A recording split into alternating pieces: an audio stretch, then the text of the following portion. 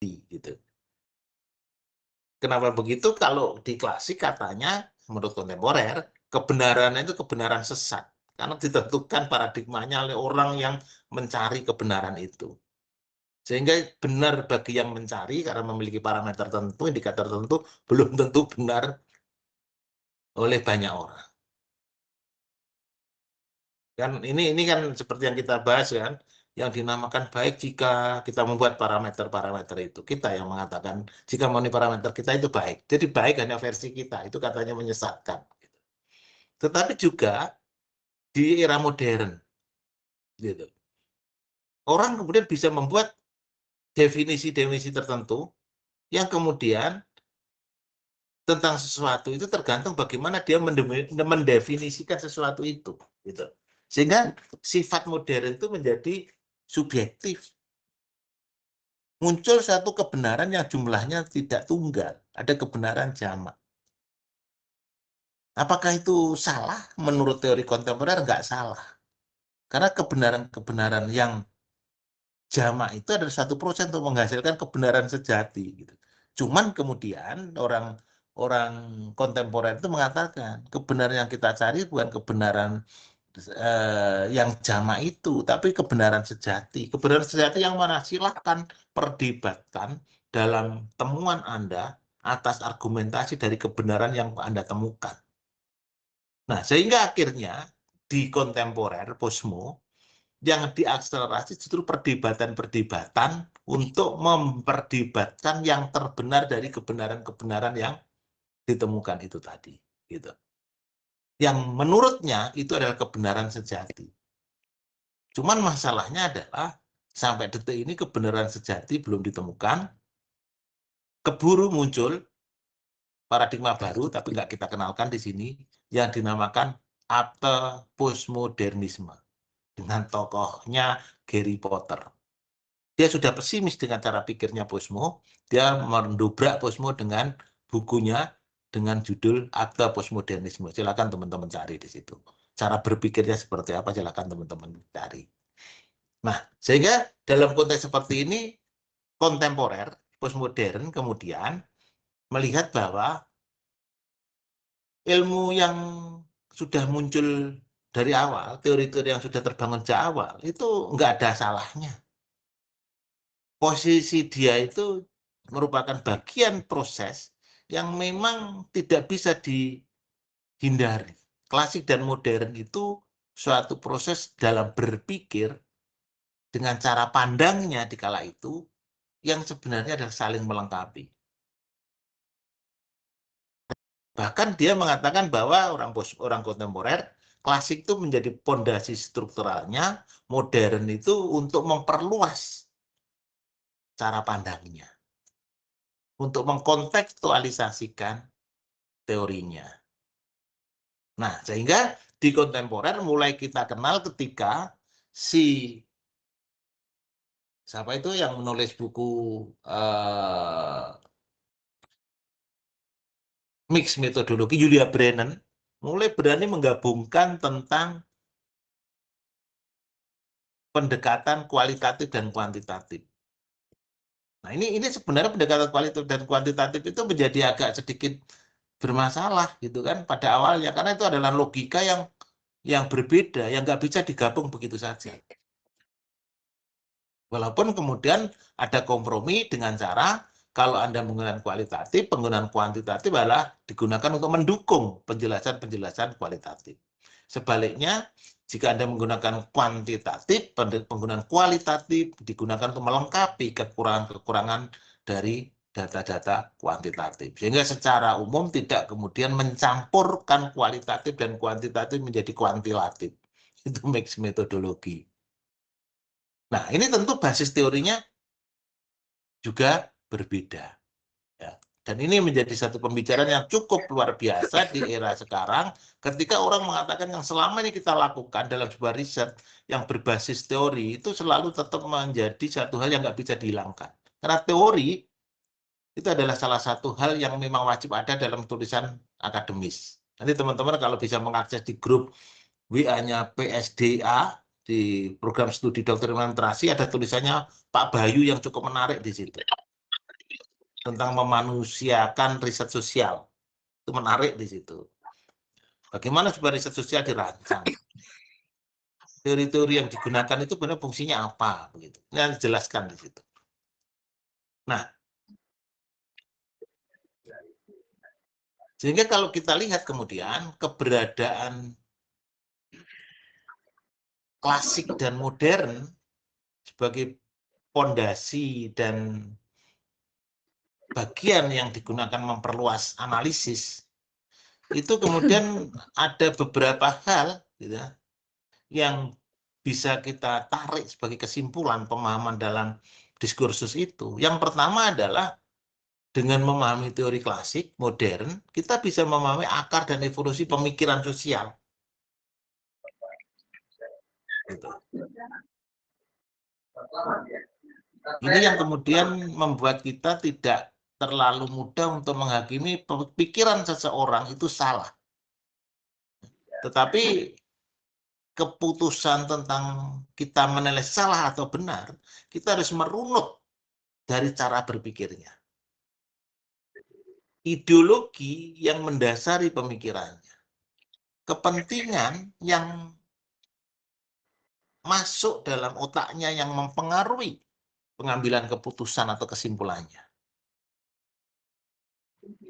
Nah, ini penting mempelajari teori ini untuk merumuskan atau menilai keputusan mereka dengan basis teori apa dan berada dalam posisi apa, relasi kuasanya bagaimana, itu penting. Dengan kemudian kita bisa paham pemikirannya seperti apa.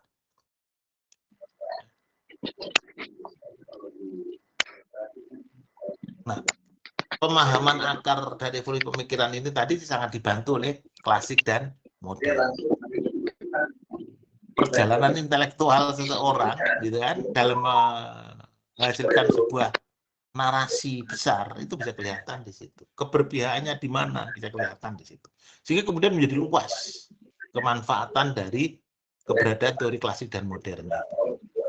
Membaca tentang sebuah pemanaan yang dilakukan oleh seseorang atau gitu kan mengetahui latar belakang dari seseorang untuk bisa kita jelaskan. Dia itu sebenarnya berpikirnya bagaimana. Nah, bagi kita tentu ini menjadi penting karena di sini kita akhirnya menjadi lebih memiliki kemampuan dalam meningkatkan ketajaman analisis kita.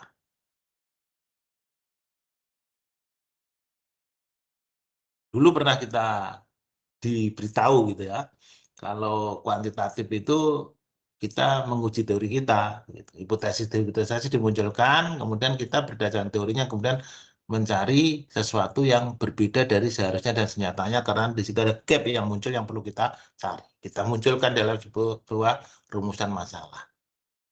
Kalau begitu artinya bahwa kita hanya menguji teori, tidak memunculkan teori baru. Gitu. Kalau kemudian kita berhasil menguji teori, ada sesuatu yang tidak bisa kita manage dengan teori, lalu gimana? Ya itu bukan bagian dari analisis kita. Jadi di situ kemudian ada kemandekan dalam perkembangan keilmuan.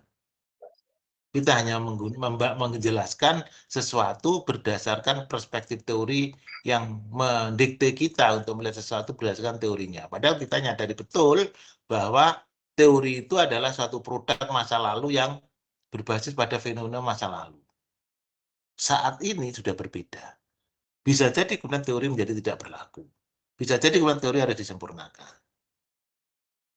Sementara kalau kita menggunakan teori modern tadi lebih pada memaknai. Sehingga kemampuan kita untuk memaknai menjadi lebih terbuka ketimbang klasik. Nah, kalau dua-duanya kemudian kita gabungkan, ya, maka yang terjadi kemudian adalah kita bisa menjelaskan sesuatu hal-hal yang sifatnya rigid secara lebih mendalam. Hal-hal yang sifatnya baku menjadi lebih kontekstual. Dan ini kejadian semacam ini adalah seringkali dihadapi oleh teman-teman yang berkutat di bidang literasi. Karena kacamata literasi itu masih mengutamakan melihat bahwa literasi sebagai sebuah pakem yang di situ perlu dijelaskan tentang perilakunya. Perkembangan tentang teori literasi itu tentang perilaku dianggap sebagai bagian yang melengkapi dari sebuah perilaku organisasi. Walaupun kemudian dikatakan ya meluruhnya tidak begitu gitu. Tapi faktanya seperti itu.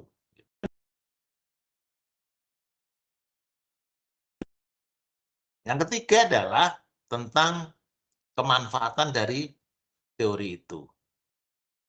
Kita akhirnya bisa membuat sebuah apa namanya kemanfaatannya lebih lebih konkret dari teori-teori itu.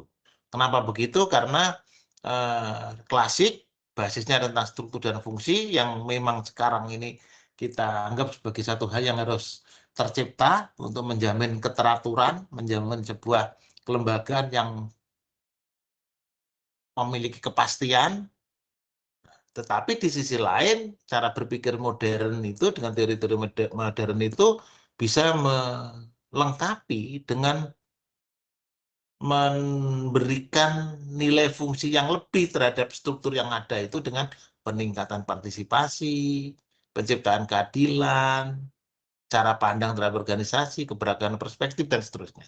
Jadi ini yang kemudian membuat apa yang kita lakukan ini menjadi lebih lengkap begitu. Nah, yang berikutnya saya kira biasa saja ya, tantangan global ya kita bisa lakukan kalau kita memahami dengan teori-teori yang ada itu. Kemudian jelas yang kelima adalah membangun pengetahuan kita menjadi lebih komprehensif ya, literasi sosial dan akademik kita kan tentu juga akan bertambah dan seterusnya. Nah, sehingga kalau mau kita simpulkan secara sederhana, teman-teman bisa menarik satu kesimpulan bahwa pemahaman, penguasaan terhadap kemampuan kita dalam melaksanakan atau menjalankan diskursus dan praktek teori sosial dan klasik itu, utamanya dan dalam literasi itu, tentu akan mampu memperkuat teman-teman dalam aspek menganalisis fenomena sosial, membantu dalam menyusun perencanaan organisasi, maupun terkait dengan bagaimana kebijakan publik desain dan dilaksanakan dengan baik. Jadi itu yang nanti setidaknya bisa kita rasakan kalau kita memahami itu. Karena kita tidak menginginkan bahwa kita sebagai orang literasi itu hanya berpikir secara teknokratik tanpa harus melihat konteksnya. Berpikirnya positivistik. Jadi orang-orang positivistik itu pasti akan menjadi seorang birokrat yang teknokratik gitu. Tapi kalau orang-orang kualitatif, kalau toh menjadi birokrat, itu akan menjadi birokrat semau sendiri tetapi humanis. Nah, dua-duanya bagus, gitu. Tapi akan lebih bagus jika teknokratik yang humanis, gitu. Jadi kepastian terpenuhi, gitu. Tetapi kemanfaatan dan aspek humanisme juga terpenuhi. Gitu. Harapannya begitu. Sehingga kalau mau kita kawinkan, teman-teman, terkait dengan aspek-aspek yang kita pelajari dan dunia administrasi, ya ini gambarannya. Teman-teman bisa lihat di sini. Kalau aspek struktur organisasi, di teori klasik, ya didukung oleh pendapatnya si Weber kan, tentang birokrasi, walaupun kemudian di akhir-akhirnya dikatakan birokrasi seperti sangkar besi yang mengungkung gitu kan. Tapi kan tetap dalam jangka waktu yang lama, kita yakin birokrasi tetap menjadi suatu hal yang diperlukan untuk menciptakan sebuah organisasi yang sehat. Buktinya sekarang ada istilah birokrasi yang bersih. Good governance itu kan juga good governance dan penciptaan hubungan kerja antar tata kelola itu juga memerlukan birokrasi. Walaupun kemudian birokrasi itu juga ada yang mengatakan dalam konteks tertentu mengungkung. Nah, maka kemudian kungkungan itu kan harus dihilangkan. Tapi harus menciptakan sebuah birokrasi yang baik.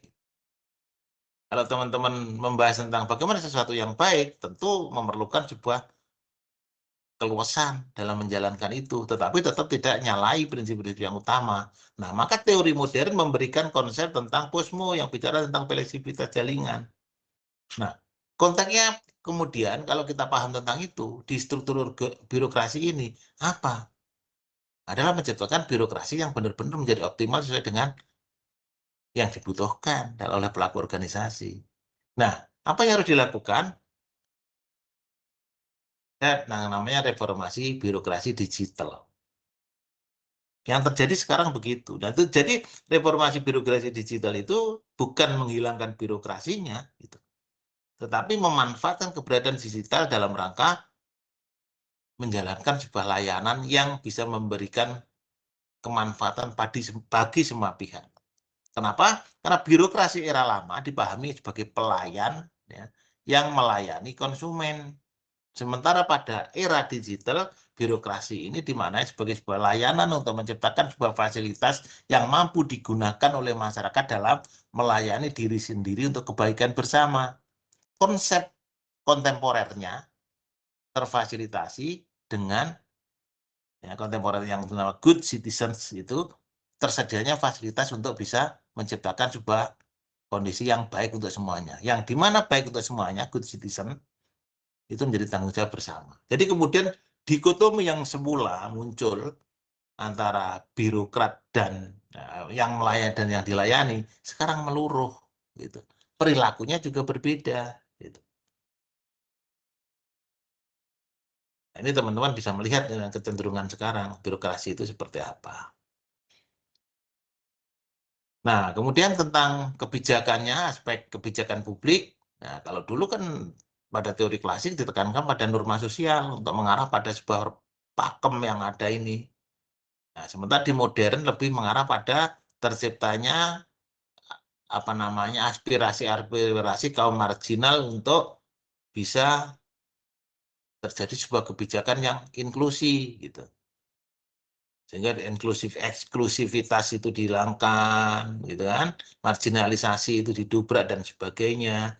Nah, ini yang kemudian merasa bahwa kalau digabungkan yang ideal dan yang inklusif itu akan menghasilkan suatu kebijakan yang berkelanjutan, yang memberikan kemanfaatan bagi semua pihak untuk bisa menghasilkan sebuah kebijakan yang berkeadilan. Maka kemudian di kebijakan publik, gabungan dua teori ini menghasilkan praktek-praktek yang kita lakukan seperti misalnya adalah kebijakan yang berbasis SDGs dan keadilan sosial.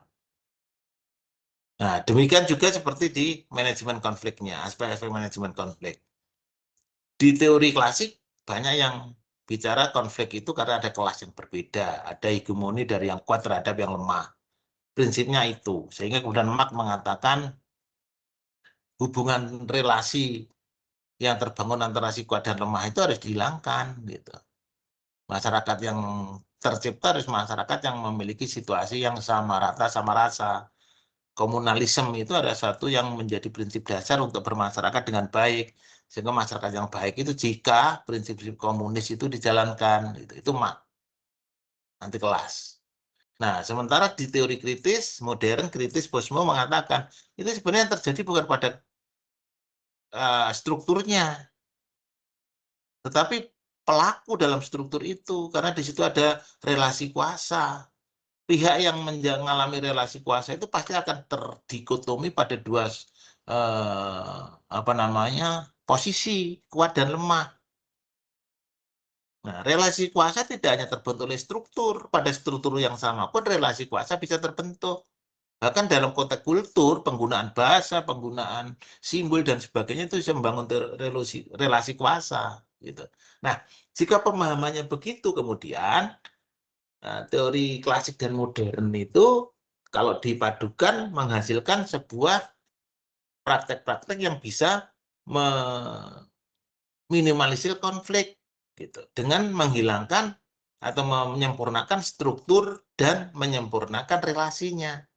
Nah, contohnya apa kemudian dalam praktek itu? Teman-teman bisa lihat restoratif justice dan seterusnya, pengampunan terhadap sesuatu dan sebagainya. Nah, ini terkait dengan penggunaan teori-teorinya. Tetapi juga ada juga terkait dengan cara pencarian kebenarannya.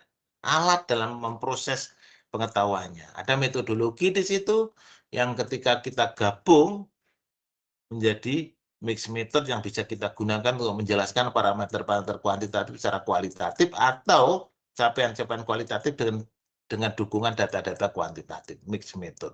Karena di klasik banyak bicara positivistik kuantitatif, Sementara di modern banyak bicara post-positivistik atau kualitatif. Lebih pada bagaimana penginterpretasian itu. Nah, apakah kemudian ini harus dipilah secara dikotomis, dipermasalahkan, diversuskan? Enggak. Dua-duanya bisa dikolaborasikan. Sehingga kemudian pengintegrasian klasik dan modern dalam 4 aspek ini menghasilkan praktek-praktek seperti di posisi paling kanan. Oke.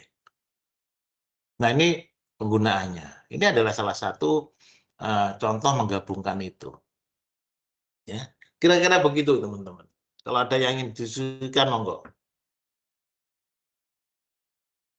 Berarti ngelantur ya, bicara tentang teori, diskursus teori lah. Ini hanya sebagai contoh aja. Saya pengen tidak ngelantur gitu.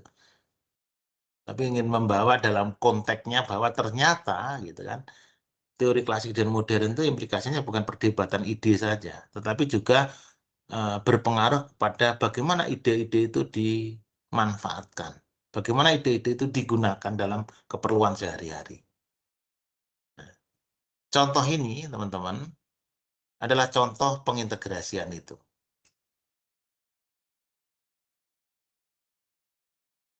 Ada perencanaan kebijakan, ada pelayanan publik, ada evaluasi kebijakan, ada pemberdayaan komunitas.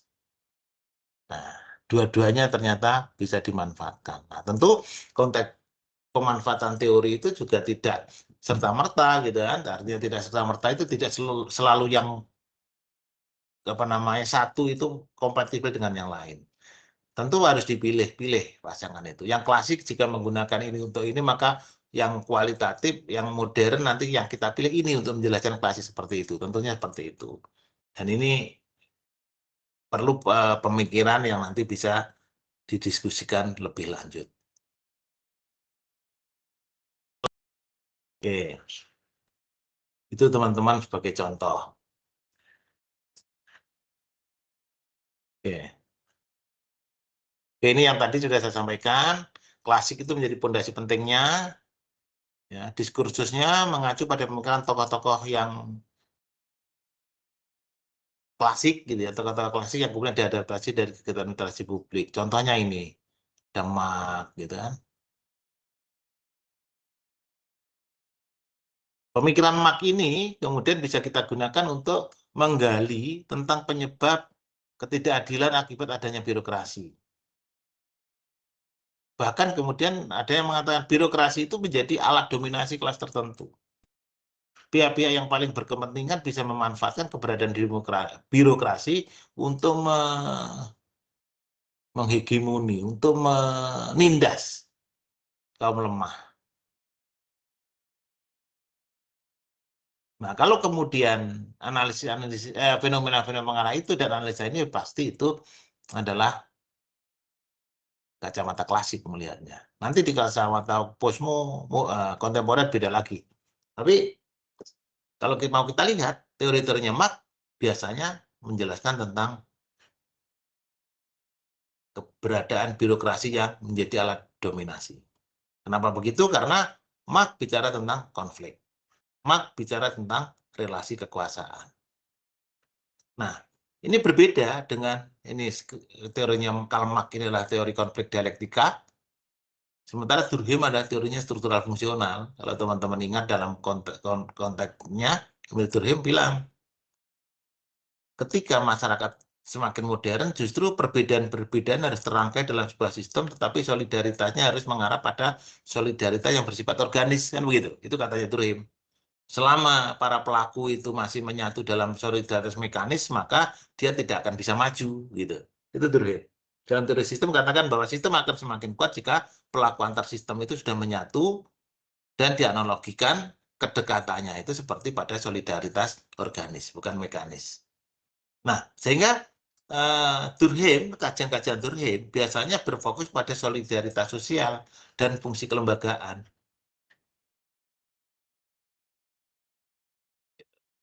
Konsekuensinya apa gitu? Dalam mengkaji ilmu administrasi adalah sebagai mekanisme untuk menjaga keteraturan sosial. Ada pihak-pihak yang bertanggung jawab untuk menjalankan sebuah sistem yang menjaga sebuah aturan norma agar tetap berjalan dengan baik sehingga sistem berjalan dengan normal. Nah, ini berarti cara pandang itu adalah cara pandang struktural fungsional. Cara pandangnya Durkheim. Jadi Durkheim berkontribusi dalam pemikiran orang-orang yang memahami hal semacam itu. Begitu. Sementara Marx berkontribusi kepada orang-orang yang memahami literasi itu semacam ini. Gitu. Dan ini sampai sekarang masih mengakar di beberapa tokoh-tokoh ilmuwan literasi. Cara pandang Marx, Durkheim, dan seterusnya. Nah, ini misalnya ini ya contoh-contoh ya, mengingatkan teman-teman ya. Makanya nggak banyak. Kalau saya banyak tambah mumet, silakan kalau ingin mumet dibaca sendiri referensinya. Ya. Weber, ini tokoh fenomenologi, pemaknaan. Ya. Kalau Weber justru berbeda. Dan ini juga banyak tokoh-tokoh literasi yang berpikiran seperti Weber ini. Sehingga pemikiran Weber pun berkontribusi besar terkait dengan cara pandang orang ya terhadap literasi.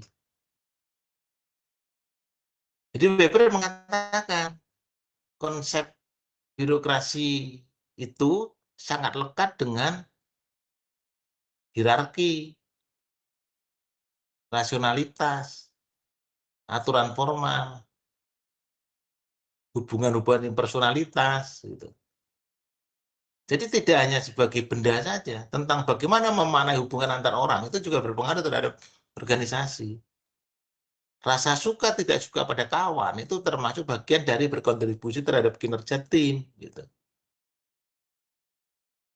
Kesepakatan terhadap tujuan bersama dan tujuan organisasi adalah bagian dan berpengaruh terhadap kinerja organisasi. Jadi jangan pernah orang mempekerjakan orang-orang yang tidak memiliki tujuan yang sama dengan tujuan organisasi untuk berkontribusi maksimal pada organisasi. Menurut Weber, di situ akan memunculkan persepsi berbeda dalam konteks kerja. Ini yang kemudian berpengaruh pada keberhasilan organisasi. Carilah orang-orang yang sejalan dalam berpikir untuk bisa menjalankan pekerjaan-pekerjaan yang sama, walaupun kepentingan-kepentingan personalnya berbeda-beda. Tapi sebenarnya cara berpikir dan penyikapan tentang kepentingan komunalnya sama, mereka akan terintegrasi. Jadi, menurut Weber, perilaku seseorang itu, keberhasilan seseorang dalam menjalankan sesuatu itu, termasuk dalam birokrasi, tergantung bagaimana kemampuan orang itu dalam menyikapi lingkungannya. Tentu itu akan dipengaruhi oleh stock knowledge dia dalam berpikir. Nah, ini Weber tentang fenomenologi. Pemahaman dia tergantung dari apa yang dia rasakan dan dia amati, dia jalankan, dia rasakan. Yang berikutnya, nggak tahu yang berapa ini, Herbert Spencer.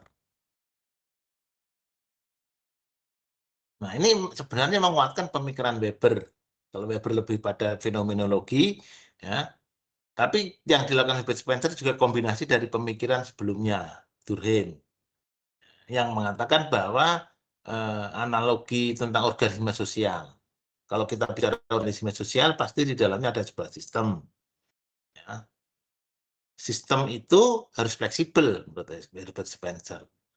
Fleksibel sistem itu adalah ketika pelaku-pelaku sistem itu mampu memahami, nah ini berarti pikirannya Weber ya, lingkungannya dan merespon lingkungannya dengan baik, yang kemudian atas respon itu mereka bisa melakukan adaptasi terhadap perilaku dirinya dalam bekerja dengan orang-orang yang lain untuk melakukan kegiatan bekerja sama dalam sebuah organisasi. Jadi Herbert Spencer itu mengawinkan antara pikirannya Weber dan pikirannya Durkheim. Karena Durkheim pun mengatakan bahwa semakin maju sebuah masyarakat jika sistemnya tergerak dari sistem yang sifatnya mekanis ke sistem yang bersifat organis. Nah, ini yang diadopsi oleh Spencer. Organisme sosial artinya bahwa makhluk hidup sosial itu, sistem yang tergabung antara orang per orang yang kemudian sifatnya organik itu tadi, itu harus mampu beradaptasi dengan lingkungan. Kalau mereka bisa beradaptasi dengan lingkungan dan sifatnya organik, maka mereka akan lebih bertahan terhadap tantangan-tantangan yang ada. Nah, kemampuan bertahan dengan cara merespon lingkungan itu adalah bagian yang dikatakan Max Weber. Kemampuan memanai lingkungan lah membuat orang atau masyarakat eksis. Nah, Berbeda dengan yang ketiga, Sigmund Freud. Ini adalah psikologi, ya. Jadi kalau di Sigmund Freud lebih pada perilaku individu. Perilaku birokrasi itu tergantung pada individu-individu pelaku birokrasi. Nah, ini dengan pemahaman 3 tokoh ini tadi, teman-teman saya kira bisa menyimpulkan. Sekarang yang terjadi, adakah sebuah analisis yang menggunakan kacamata tunggal yang kemudian bisa menjelaskan tentang fenomena administrasi? Saya kira enggak. Sekarang yang terjadi adalah perilaku administrasi itu sangat kompleks dan memerlukan analisis dari teori-teori yang dilahirkan oleh mereka-mereka ini. Tidak hanya satu persatu, tetapi kombinasi antar mereka untuk kita gunakan menjelaskan sebuah fenomena yang kompleks itu. Nah, inilah yang kemudian kalau kita nggak paham tentang diskursusnya dari masing-masing teori itu, ya kita akan menjadi bingung. Penjelasan kita akan menjadi tidak jelas. Nah, untungnya tugas saya adalah mendiskursuskan perbagian. Nanti diskursus antar bagian, ya, biar teman yang lain yang menyampaikan. Ini lebih menarik gitu bahasanya. Jadi bagaimana menganalisis tentang sebuah fenomena terkini yang sangat kompleks yang kemudian tidak cukup dimaknai oleh teorinya Spencer dan Weber dan kawan-kawan. Tapi harus menggabungkan kelima cara pandang ini tentang relasi kuasa yang di dalamnya ada solidaritas yang berpengaruh terhadap munculnya sebuah hubungan personalitas antar orang yang mempengaruhi cara berpikirnya, sehingga kemudian adaptasi terhadap lingkungannya, misalnya kaku, nggak bisa berlangsung dengan baik, yang organisasi diisi oleh orang-orang yang semaunya sendiri. Coba, ini kan berarti menggunakan teori dari 5 gerbong ini untuk bisa menjelaskan secara detail. Berat ini, susah ini. Dan ini yang kemudian justru akan semakin menarik dan bagus kalau kita bisa meramu ini. Pusing, makanya saya kapok, nggak mau S3 lagi. Udah cukup pusingnya, ngapain S3 lagi tambah pusing. Nah, silakan teman-teman yang merasakan kepusingan saya dulu, biar sama. Oke, kira-kira begitu teman-teman. Nah, ini terkait dengan implikasi penggunaan teori klasik ya, yang kemarin sudah kita bahas ya. Jadi tetap bahwa kalau klasik itu arahnya ya hal yang pasti-pasti saja.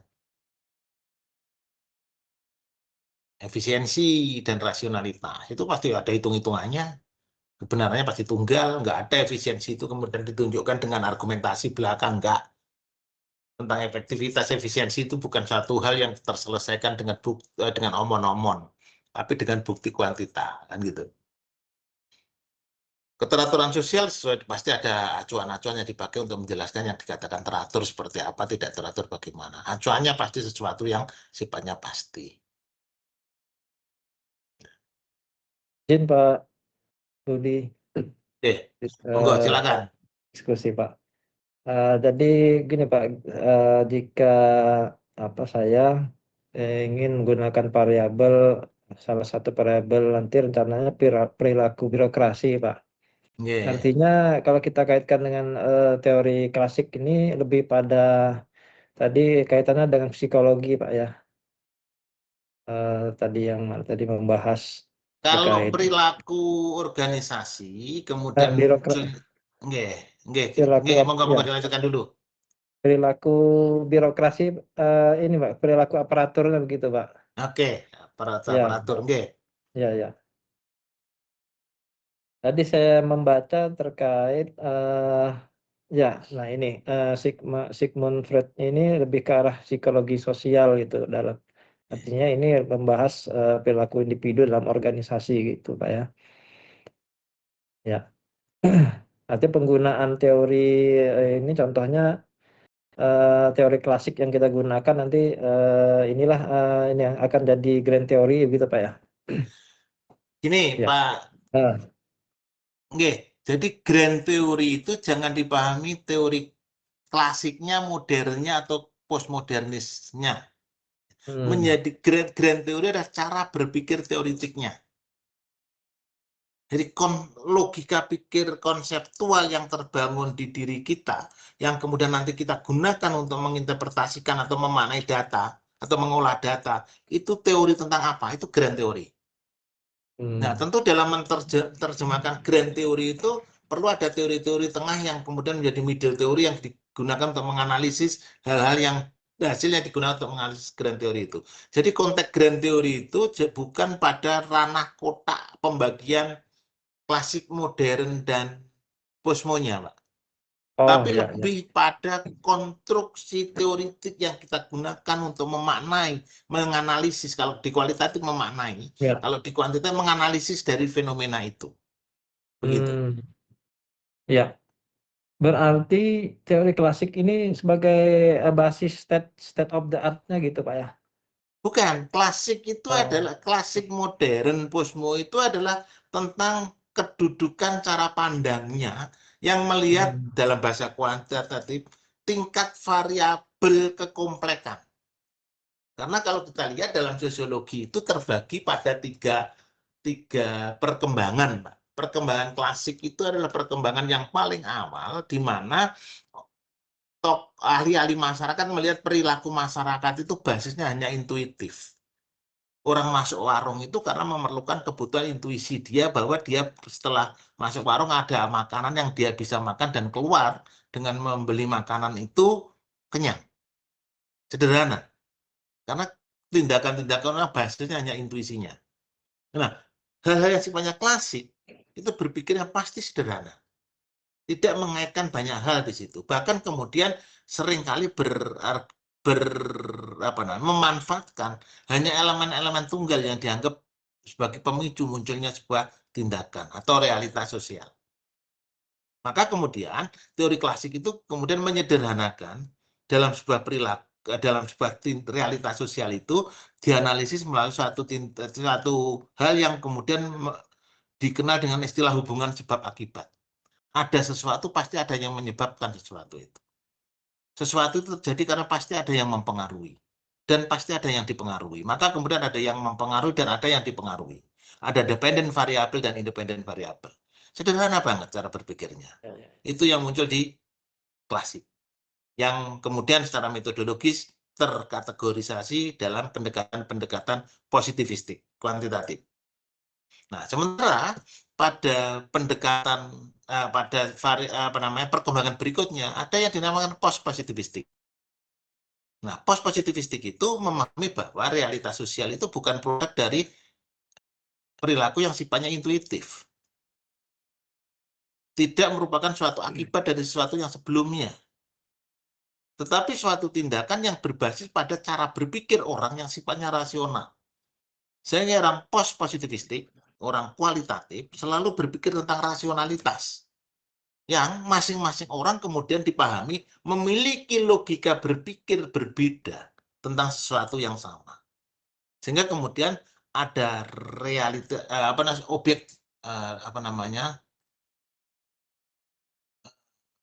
rasionalitas subjektif yang terjadi antar orang per orang.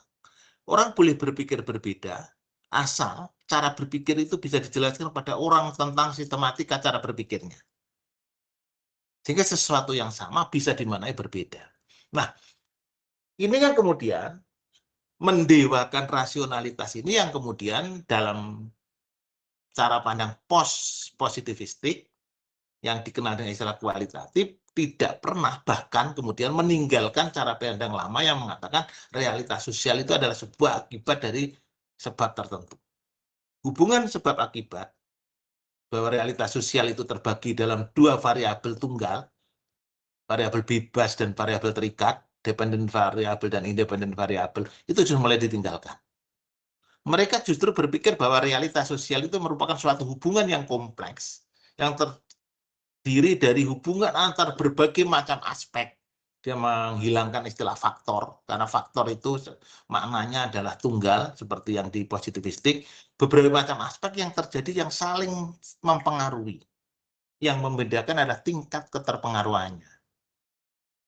Inilah yang kemudian yang diperlukan secara mendalam bukan penjelasan tentang hubungan sebab akibat yang kemudian bisa terukur secara kuantitatif.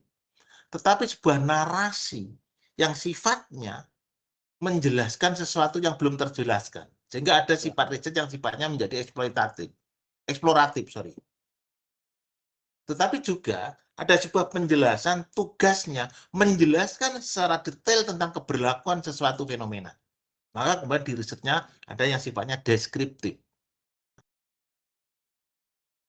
Tapi ada juga sebuah riset yang tujuannya menjelaskan sesuatu dengan memperbandingkan yang lain, sehingga bisa menjelaskan mengapa kejadiannya seperti itu. Ini yang kemudian sifatnya menjadi eksplanatif. Nah, sehingga secara sederhana kemudian kita bisa katakan bahwa si pencarian kebenaran, ya, penjelasan tentang sesuatu yang kita anggap benar, yang sifatnya eksploratif, itu biasanya sifatnya hanya dangkal. Tujuannya adalah menjawab sebuah pertanyaan yang dimulai dengan kata apa. Apa kan kemudian mengidentifikasi itu, apa yang menjadi itu A, B, C, D, kan begitu.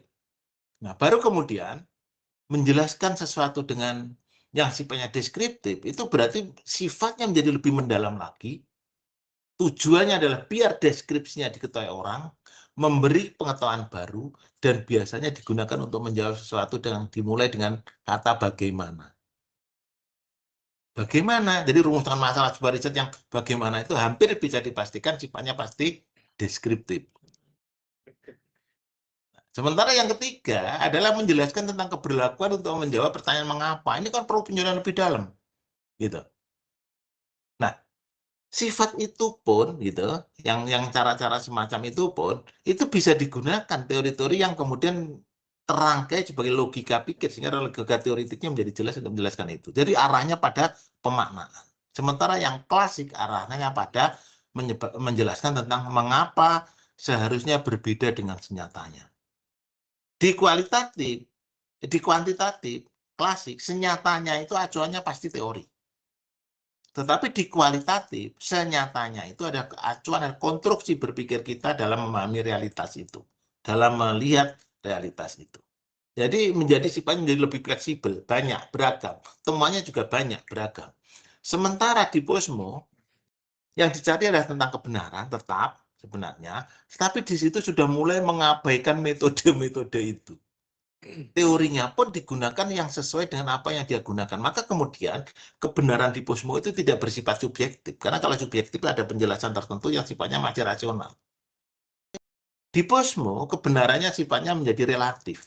Tergantung pada kepentingan yang mendasari tentang sesuatu itu. Sehingga pada satu orang yang sama dalam proses menjelaskan suatu kebenaran, pada konteks kebenaran yang sama, pada situasi berbeda, kesimpulannya bisa berbeda. Itu Posmo, itu semakin membuat kita ruwet. Maka kalau teman-teman ingin belajar Posmo, silahkan Anda membaca referensi yang tertulis dalam beberapa buku yang salah satunya kemudian di Posmo dikenalkan sebuah metode baru yang dipelopori oleh Feyerabend. Feyerabend itu mengenalkan metode anarkistis, tapi kita tidak bahas di sini, yang prinsipnya adalah meninggalkan semua metode yang ada karena dianggap memiliki kelemahan, tidak bisa menjelaskan realitas. Dia mencari metode baru, yang lebih baru, yang tidak sama dengan yang lama sebagai upaya untuk mendekonstruksi yang lama. Nah, itu Feyerabend. Saya sepakat dengan Feyerabend. Tetapi jika kita yang melakukan itu, dianggap gila.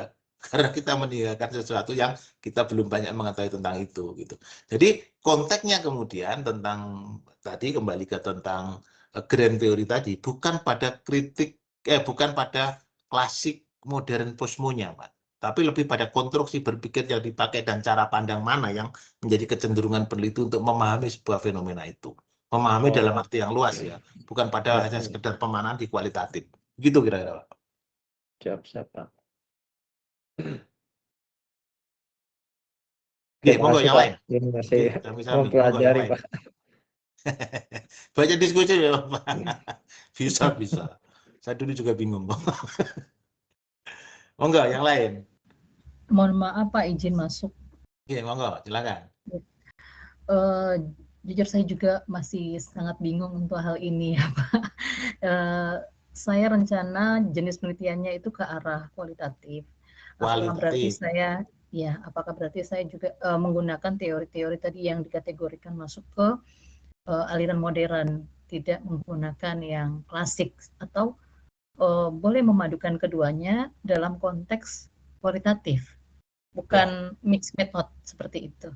Ya, kalau kualitatif teorinya pasti modern, Bu. Tapi untuk menjelaskan tentang sesuatu yang dijelaskan secara naratif tadi dengan pemaknaan itu, kalau diperlukan sebuah bukti-bukti yang sifatnya konkret, bisa digunakan alat-alat kuantitatif untuk menjelaskan itu. Misalnya begini, ketika Ibu menjelaskan tentang apa namanya dampak berjalannya sesuatu terhadap sesuatu. Penjelasan dampak itu kan sebenarnya tidak jelas hubungannya seperti kuantitatif ketika kita melihat hubungan antara A dan B lah. Kalau di kuantitatif pasti ada uji korespondensi ya kan? Tapi kalau kita menjelaskan dampak, penjelasan itu berupa naratif untuk menjelaskan bukti-bukti yang terjadi dari suatu kejadian yang ada di sekitar itu. Dan hubungannya bisa jadi tidak sebab akibat, kan begitu? Ya, dampak gitu. Karena dampak itu adalah sesuatu yang terjadi bukan sebagai sesuatu yang dituju. Ya. Dampak puasa adalah kurus. Kurus itu bukan yang dituju dari puasa, tapi akibat makannya 2 kali sehari, ya, sore dan malam, gitu kan? Ya akhirnya kurus gitu. Jadi kurus itu bukan tujuan puasa. Makanya salah kalau yang kamu puasa lah, apa tujuannya biar enggak. Tujuan puasa itu agar apa nih katanya kiai saya melatih keimanan kita. Makanya saya nggak sepakat jika ada puasa ada warung-warung ditutupi itu. Kan enggak ada godaan di situ. Biarkan aja godaannya ada kita kuat itu. Nah, kemudian kalau ada dampak itu kemudian Ibu bilang dampaknya sangat besar. Sangat besar itu dijelaskan dengan apa? Ada narasi yang jelaskan itu. Tapi akan lebih kuat, lebih baik jika kemudian ditunjukkan angka-angka yang mengatakan yang dikatakan besar tadi, gitu. Jadi angka-angka itu sebagai alat yang digunakan untuk memastikan, menguatkan tentang narasi kita, gitu. Misalnya begini, ini pernah dilakukan oleh teman-teman di multidisiplin, ya, menjelaskan tentang bagaimana partisipasi masyarakat itu berpengaruh, apa namanya, organisasi sosial masyarakat itu berpengaruh, yang dibentuk dalam masyarakat petani berpengaruh terhadap ketahanan penggunaan saluran irigasi di wilayah komunitas itu. Nah, penjelasan tentang pengorganisasian, perilaku organisasi dan sebagainya itu penjelasan kualitatif. Tetapi ketika dia menjelaskan dengan adanya rapat, adanya kepedulian bersama, adanya aturan-aturan yang dan sebagainya, penjelasan secara kualitatif tadi menghasilkan satu keawetan, apa namanya, seriusnya pengelolaan saluran irigasi, di perawatan saluran irigasi di sana dan awet, maka keawetan saluran irigasi itu dilihat dengan tidak turunnya atau ada turunnya yang tidak signifikan debit air yang dipasok oleh saluran irigasi itu. Dia menjelaskan tentang debit air itu secara kuantitatif. Jadi di sini posisi kuantitatif itu melengkapi penjelasan yang dilakukan secara kualitatif tadi. Itu kalau yang menggunakan mix metodologi. Karena di kualitatif itu sebenarnya yang paling penting yang harus dijaga pertama adalah logika berpikirnya. Harus secara induktif. Penggunaan metodenya, alur utamanya harus dengan kualitatif. Baru kemudian alat-alat lain sebagai alat dukung bisa digunakan alat dukung lain dengan meminjam metodenya kuantitatif. Nah itu yang kalau nanti bisa digunakan mix method tadi. Begitu kira-kira Bu Melati.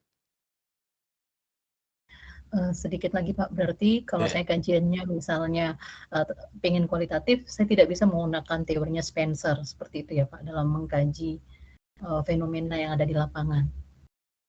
Sebentar, teori Spencer tentang yang apa? Ini kan tokoh-tokoh ini kan juga berada dalam masa transisi yang bisa jadi ada beberapa konsepnya ketika dia mengkritisi tentang sesuatu yang sifatnya sebelum dia. Tapi ada juga yang pada transisi akhir sehingga dia juga masuk pemikiran di akhir. Misalnya yang tentang Spencer tentang apa misalnya? Misalnya tadi yang dijelaskan bahwa apa namanya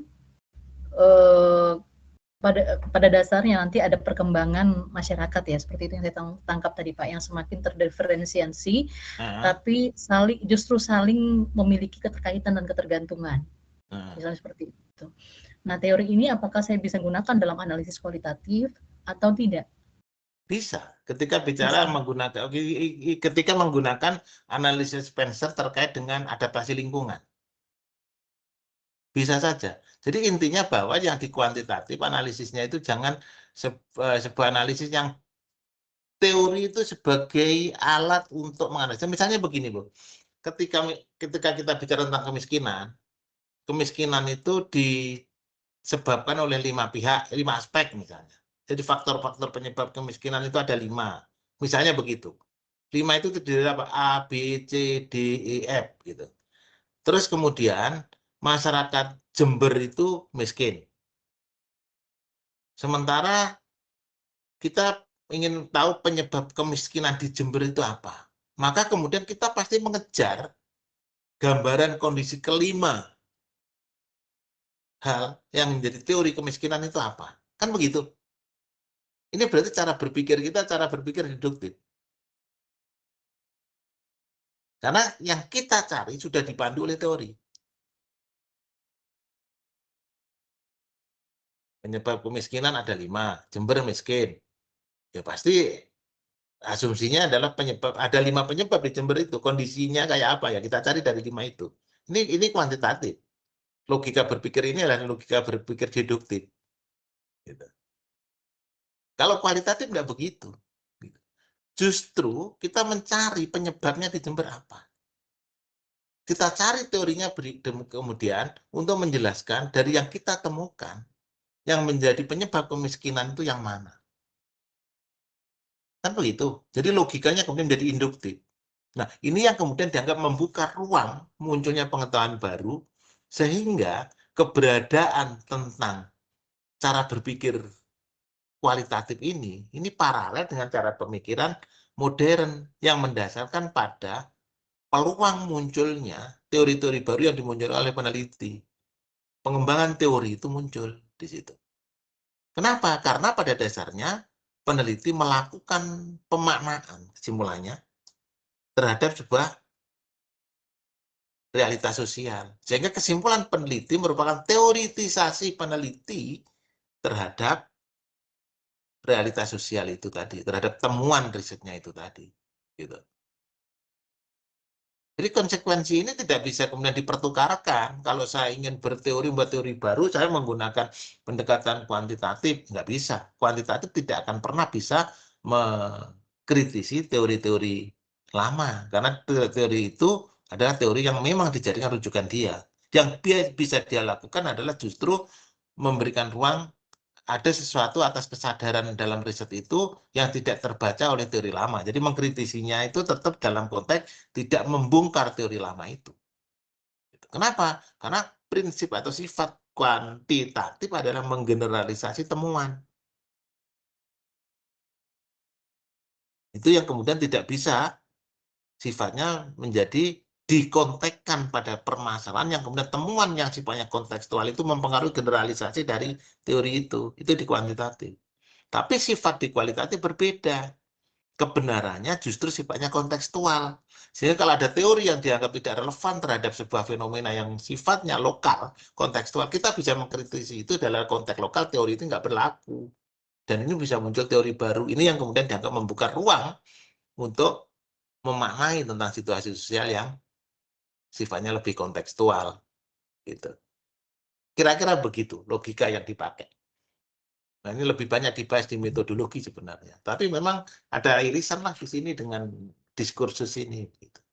Terutama terkait dengan metodenya tadi. Siap, Pak. Terima kasih banyak untuk pencerahannya. Tambah pusing, bukan cerah ini. Sedikit ada gambaran, jadi walaupun memang momennya tambah lebih pusing. banyak. Gitu. Nah ini ya, ini tadi yang sudah kita sampaikan. Oke. Nah ini kalau kita bicara tentang klasik dan modern ini kan bisa kita bedakan secara kasat mata aja kan, seperti ini kan. Kajian-kajiannya, fokus utamanya, teori-teori yang digunakan, mana udah begitu, udah beda lagi.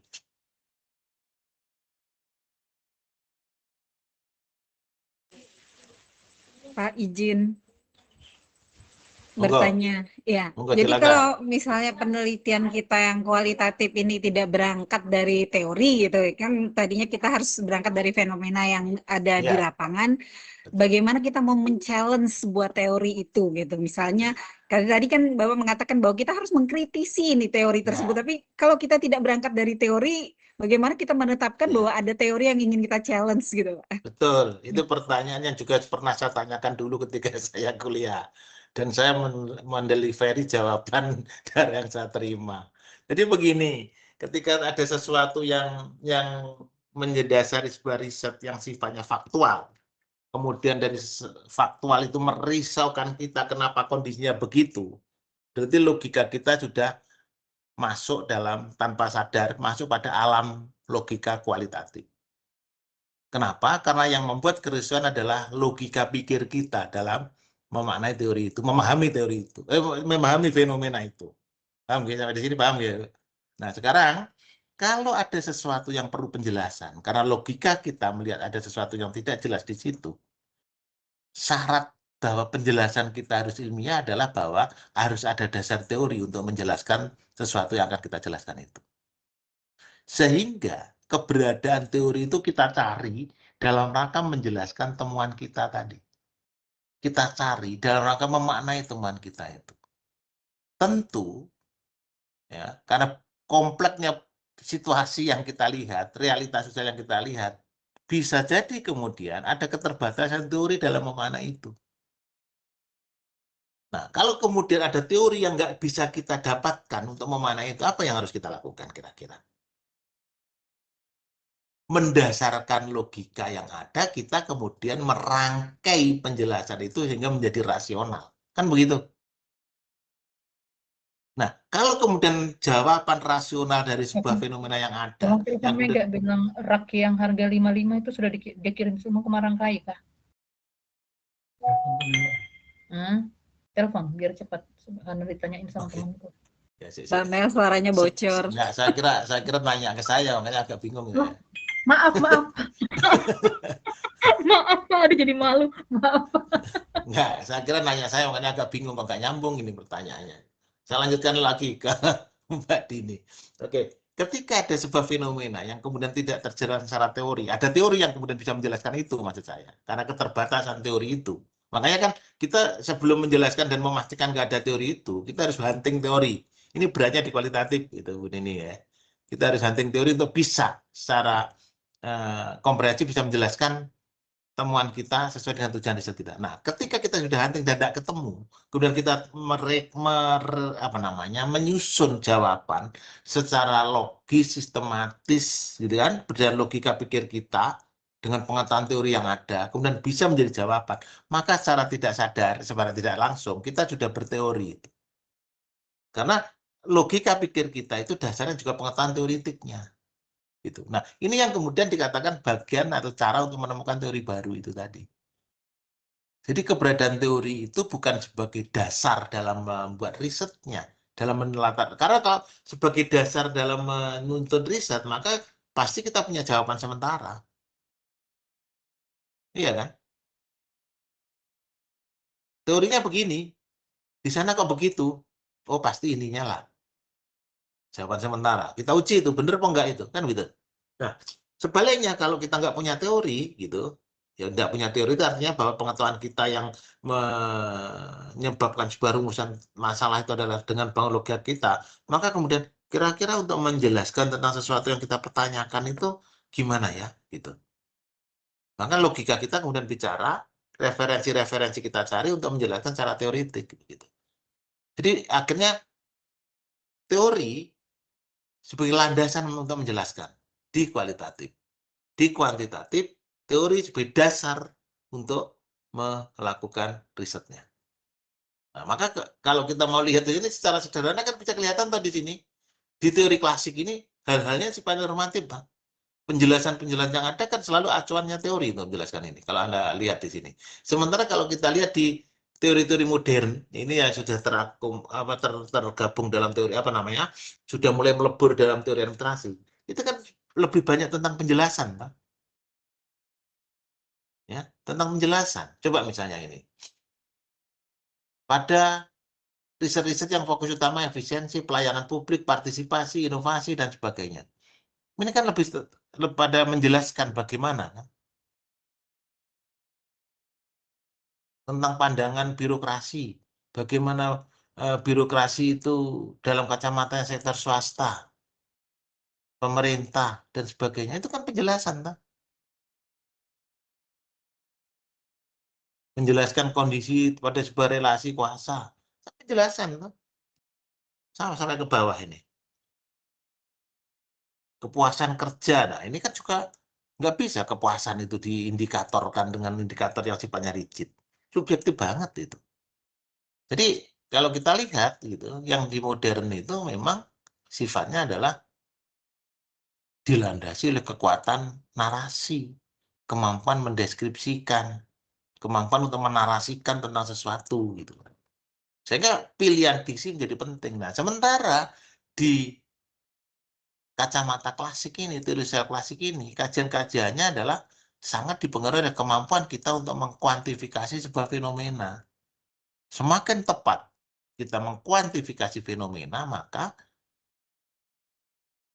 semakin mendekati kebenaran kesimpulan kita. Karena ada rumus-rumus tertentu yang dipakai untuk menjelaskan, ada parameter-parameter tertentu yang digunakan untuk menjelaskan, yang basisnya kemudian alat ukur itu biasanya bersifat kuantitatif. Nah, apakah kemudian pilih salah satu ini? Ya nggak harus. Kalau teman-teman mau memblended ini juga boleh, tapi jangan sampai kacau balau blendednya.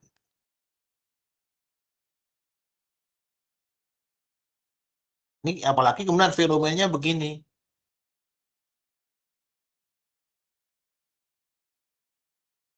Kan di era kontemporer, era sekarang, era kita ini sekarang, kan ini semua hal yang terkait dengan orang banyak itu bagian dari kajiannya administrasi publik. Mana kita bisa jelaskan hal semacam ini kalau kita hanya mengacu pada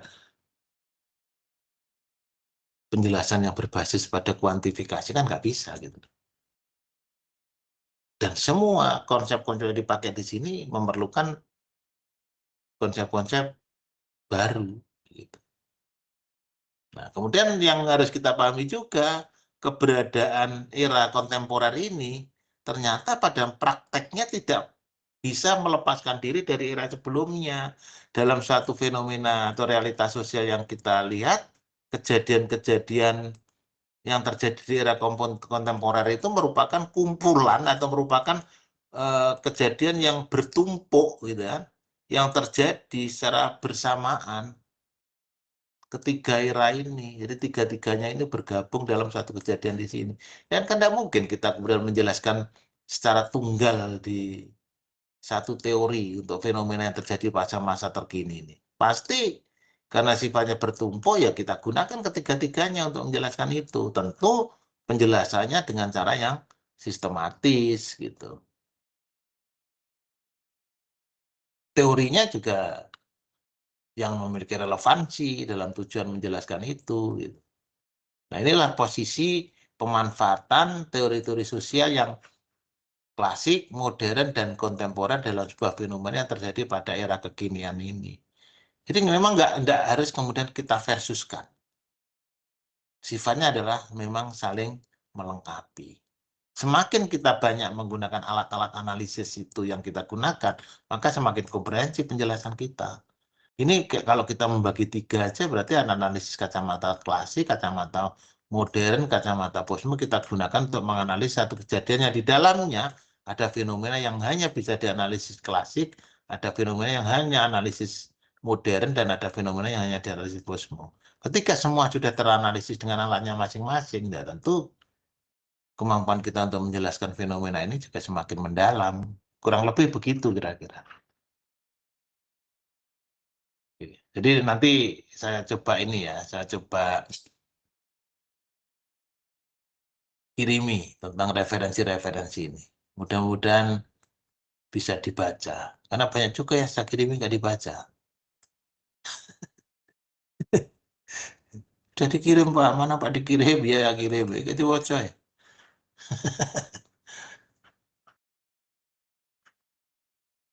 Ya, kira-kira begitu. Ya, apalagi monggo didiskusikan. Masih banyak loh yang kita bahas ini. Tugas saya tinggal sekali lagi padahal. Monggo yang belum puas, kalau mau ke Jember ketemu saya diskusi banyak. Saya siap. Nah ini.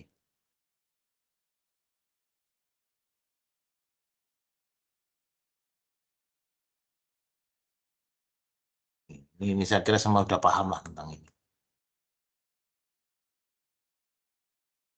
Oke, begitu.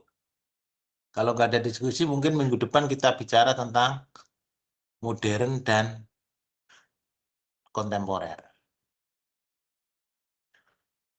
Temuan terakhir dengan saya. Kita buat sebelum Lebaran.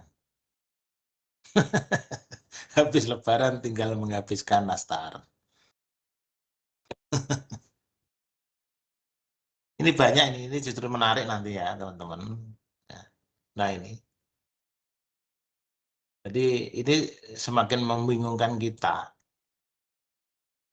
Objektivisme mutlak itu apa? Sesuatu yang dianggap benar dengan acuan-acuan tertentu. Nggak benar itu.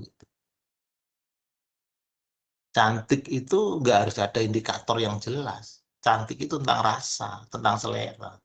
Enak juga begitu. Nggak ada indikator yang jelas. Durian itu ada yang suka makan, ada yang ketika bukakan durian aja langsung mual-mual. Kan? Orang negro itu kalau pengen cantik justru kulitnya di biru kehitam-hitaman. Tapi orang Indonesia dianggap cantik kalau kulitnya keputih-putihan. Sehingga whitening itu laris di Indonesia. Tapi kalau di negro masyarakat sana yang membuat kulit warna kehitam kebiru-biruan itu yang laris. Jadi konstruksional akhirnya.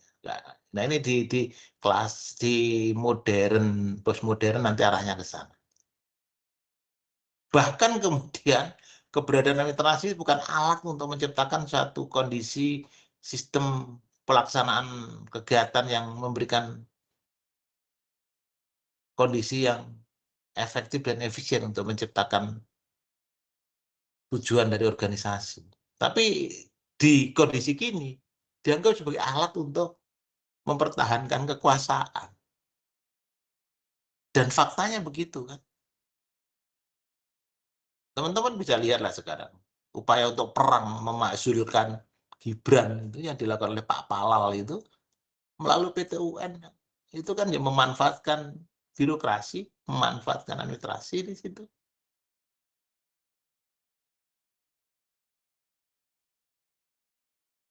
Nah ini yang terjadi pada posisi sekarang di paradigma post positivistik sangat berbeda, sangat berbeda.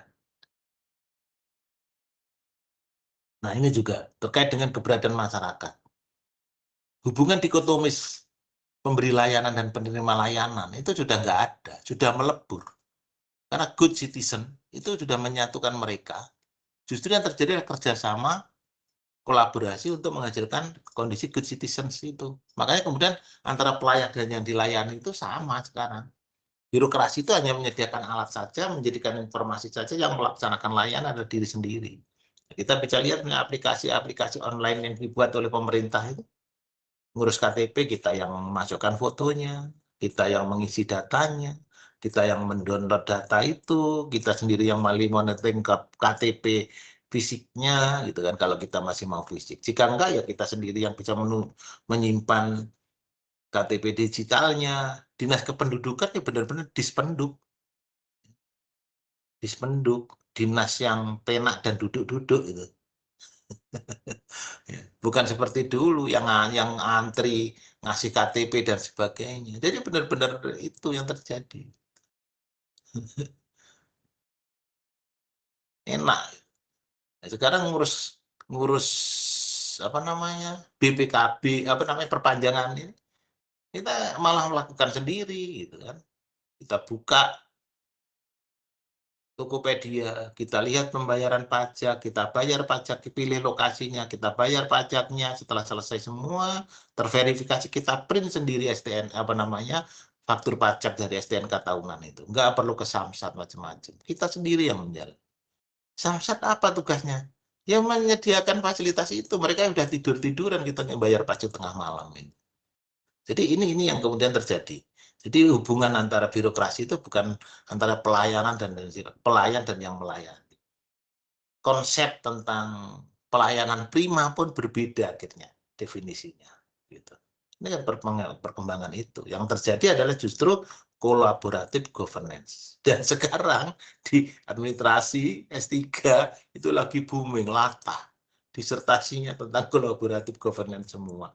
Waduh, ini cobalah cari perspektif yang berbeda. Gitu.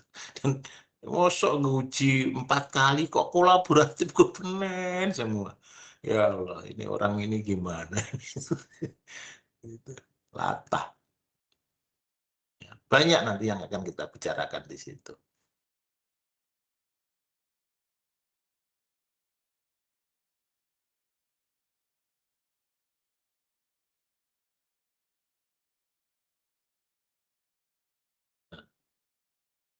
Nah, jadi kalau kita tarik ke ranah ininya, teman-teman, tokoh-tokohnya di teori modern akhir dan kritis serta posmo, ini banyak dipengaruhi oleh tokoh-tokoh ini. Nanti saya nggak punya soft copy-nya ya, tapi kalau ke Jember nyari buku itu nggak ada, silakan copy dari buku saya. Teori sosial postmodernisme. Dari Fako, dari Bourdieu, dari Giddens, dari Habermas ini. Ini banyak bicara tentang hal-hal yang sifatnya substansial dan penjelasannya menggunakan narasi. Makanya kemudian di Posmo itu katanya ingin membuat sebuah narasi besar tentang sesuatu yang kemudian kita menjadi paham.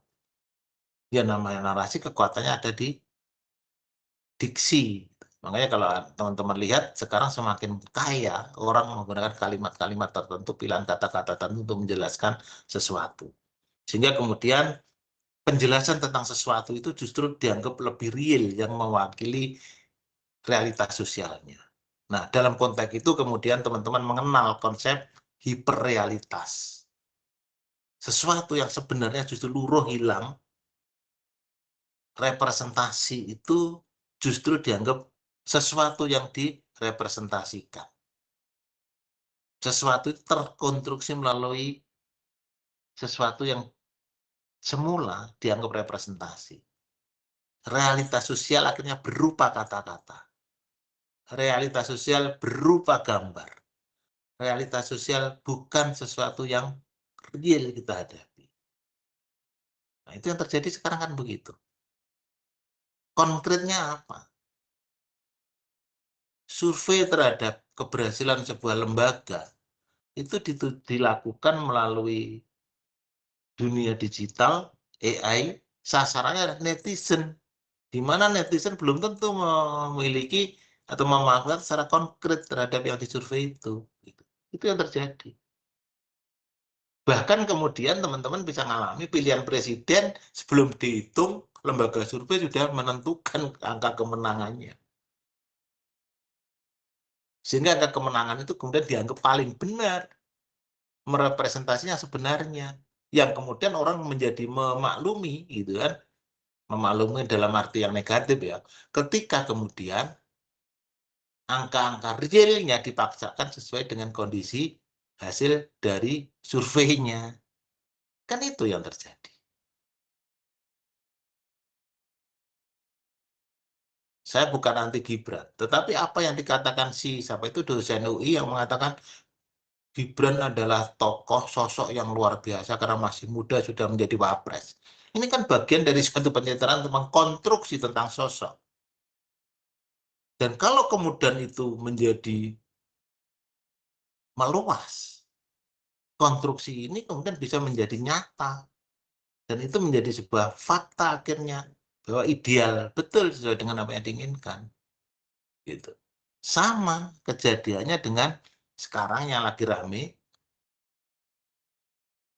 perdebatan antara foto berkacamata berkumis di ijazah fotokopi yang beredar yang katanya fotonya Pak Jokowi saat itu. Kalau kemudian semua orang mengatakan itu, iya itu memang benar Pak Jokowi, maka yang mengatakan itu salah, itu justru dianggap salah. Nah ini ya konstruksional, itu yang kemudian namanya hiperrealitas, itu yang terjadi.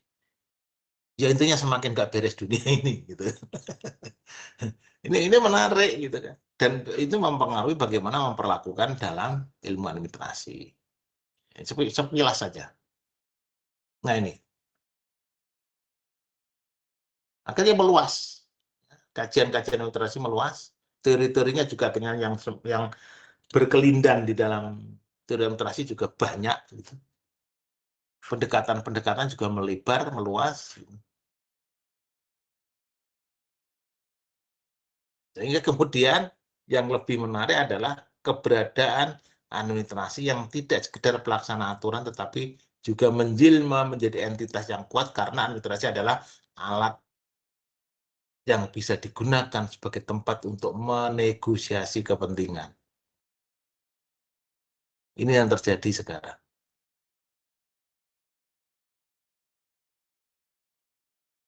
Oke, nanti kita diskusikan di belakangan, di pertemuan ke depan. Ini contohnya.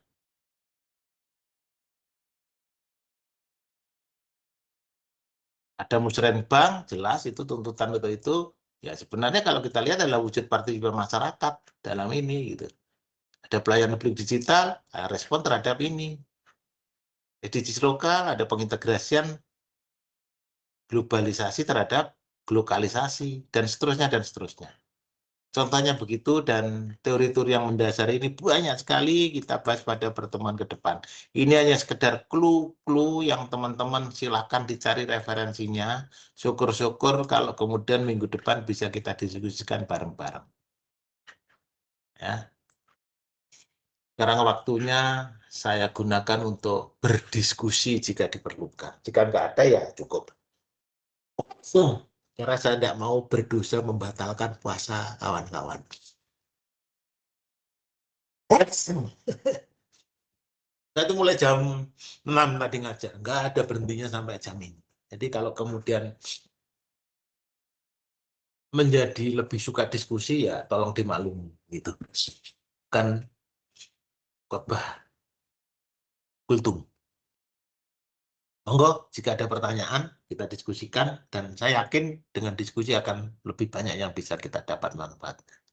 Karena saya yakin omongan saya tidak akan banyak bermanfaatnya ini.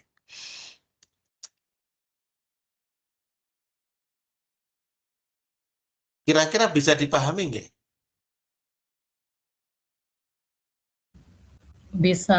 Bisa Pak. Semakin membuka pemikiran dengan udah bingung jadinya. Memicu sambil merenung ini Pak. Ya, jadi bahan perenungan nih Pak. Seperti saya ingin mengangkat masalah implementasi kebijakan Pak yang menyoroti kegagalan. Suaranya ini ya Pak ya, storing ya. Mas Pandu, coba Mas Pandu di mute Mas Pandu. Ini kayaknya ada dua. Oke, nah ini yang biangnya Mas Pandu memang. Iya, jadi jujur seperti saya bingung Pak. Saya ingin menyoroti tentang kurang berhasilnya program kebijakan bank sampah di Kukar. Jadi kalau bicara tentang teori implementasi, ini rujukannya nanti kemana dengan konsep kualitatif. Walaupun tadi kan kualitatif berangkat dari fenomena, tapi bagaimanapun pasti ada yang kita lihat teorinya dulu untuk nantinya kita kritisi seperti itu. Jadi pas melihat tadi teori-teori modern ini kok yang mana kira-kira ini malah tambah bingung saya Pak. Jangan ibarat makan, jangan ngambil yang tengah-tengah dulu Bu. Dimakan dulu yang pinggir, yang dingin, yang enak gitu. Jadi misalnya kayak gitu. Tadi misalnya Bu Melati mengatakan ingin mengambil tema tentang apa tadi? Tentang bank sampah, terutama menyoroti kegagalan kebijakan program bank sampah itu Pak. Seperti itu. Jadi di Kukar ada kebijakan tentang bank sampah, tapi targetnya tidak tercapai seperti yang diharapkan dalam kebijakan itu. Jadi lebih kepada implementasi kebijakan, melihat. Implementasi kebijakan, oke. Bank sampahnya sebagai kasus, ya, Ya, sebagai benar. konteksnya. Nah, sekarang Ya. mengapa perlu meneliti kaitannya dengan apa gitu terkait dengan lingkungan literasi, terkait dengan kebijakan yang tidak berlangsung dengan baik pada kasus bank sampah itu. Kira-kira yang ingin dilihat apanya di situ? Apa logika yang terbangun sehingga akhirnya yang mungkin arahnya nanti yang dilihat mengapa tidak efektif kebijakannya atau tidak atau gagal kebijakannya kan begitu. Ya, bangun logikanya apa yang kemudian mengarah pada rumusan masalah bagaimana? Iya. Rumusan masalahnya apa? Gini aja udah ditembak dari situ.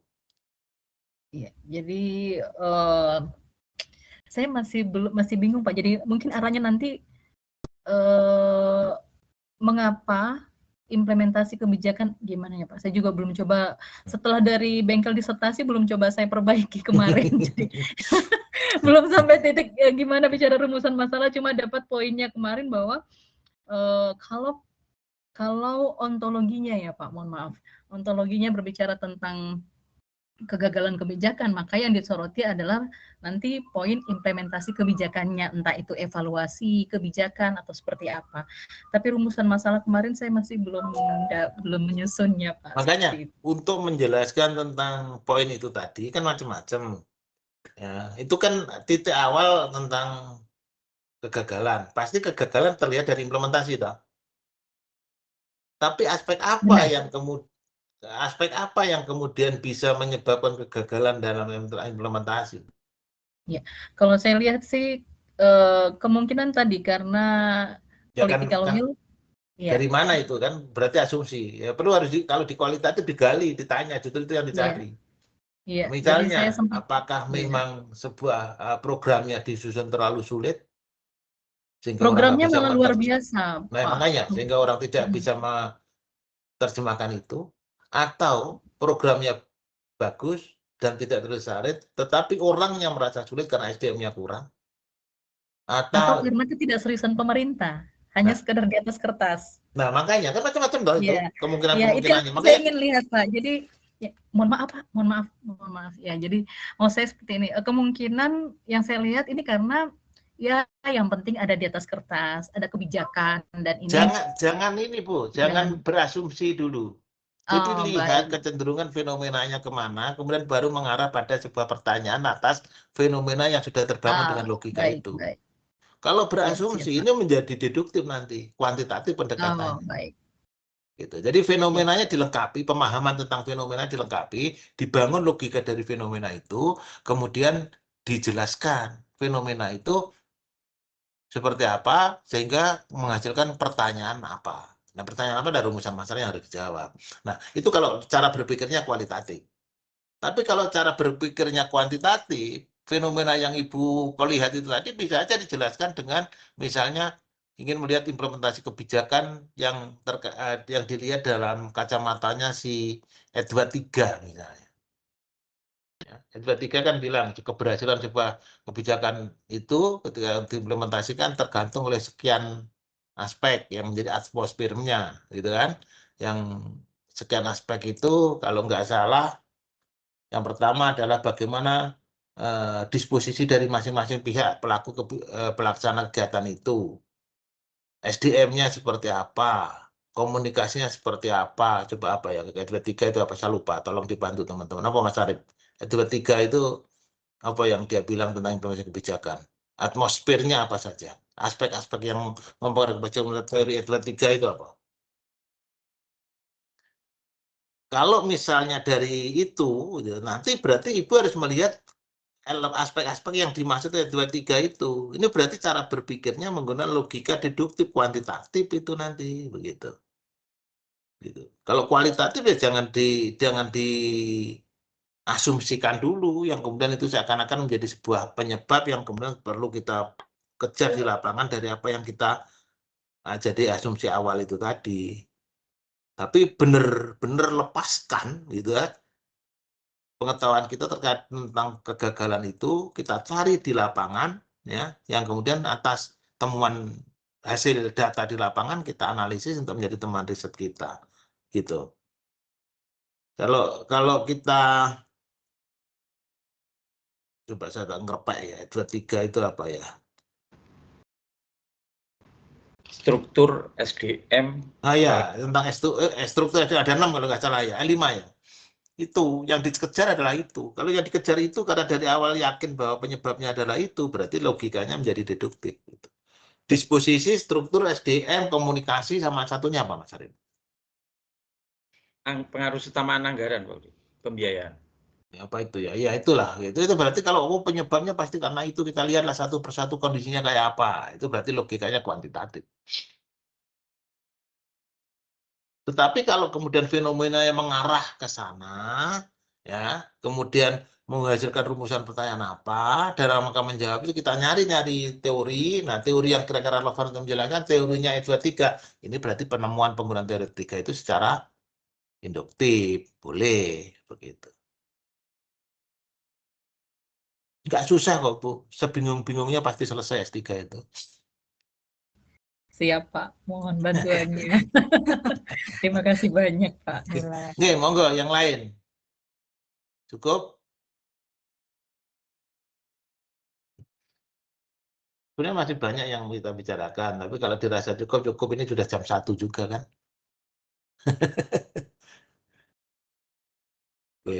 Minggu depan kita mulai dengan diskursus teori sosial klasik dalam ilmu literasi. Kita lanjutkan ngomong yang modern dan yang posmo. Nah, setelah itu selesai, gitu kan? Silakan dilanjutkan diskursus antar paradigmanya dengan dosen yang lain. Dan sangat menarik diskursus antar paradigma itu.